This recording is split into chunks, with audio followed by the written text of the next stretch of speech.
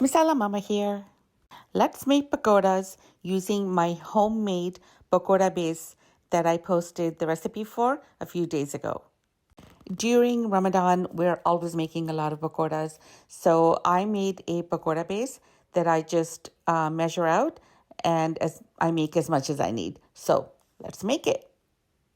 So this is my pakora mix that I keep in this jar. The first thing you're going to do is you're going to take a fork or a spoon and you're going to mix it up. That's just to cut out any lumps or bumps that are in there. I'm going to take out 2 cups of this pakora mix and I'm going to put it in a large bowl.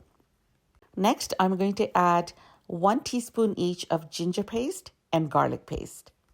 You're going to mix that and then you're going to start adding water to make a batter that you're going to use to coat your whatever vegetables that you're going to make. So for example, I'm going to make potatoes and onions today. And what you want to do is you want to add a little bit at a time, just so you don't make it too thin. And what you want to do is you want to mix it really well and get a consistency that is thinner than this. So I'm going to add a little bit more water to make it a little bit thinner, because if it's too thick, it's going to be very chewy pakoras, very dense pakoras. This is how my family likes their potatoes. I personally like to cut them into tiny, tiny cubes and then coat them and fry them, but this is how they like it, so I'm going to make it like that. For pakoras, you will always need tons and tons of cilantro.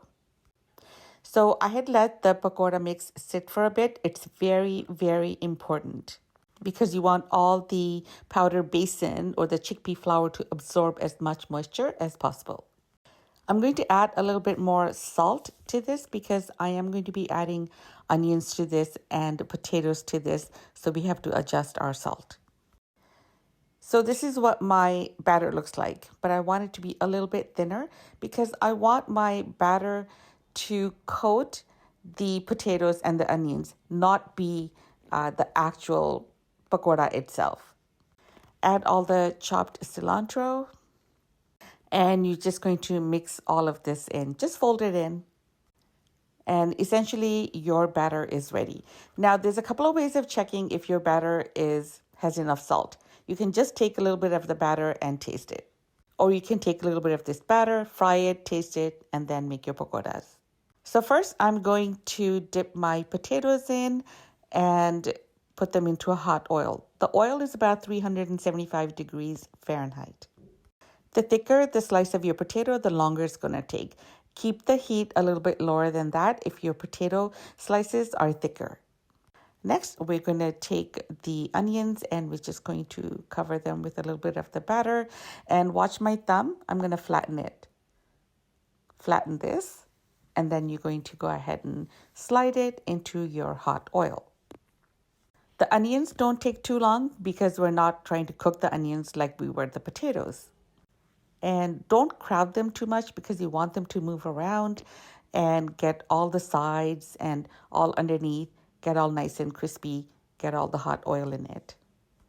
Flip them over, make sure they're nice and golden brown.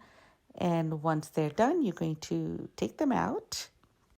If you're serving them later, they can be made a couple of hours ahead of time and then kept warm in an oven. All the pakoras are ready. Now, I used 2 cups of my pakora base mix, and this is how many pakoras I got.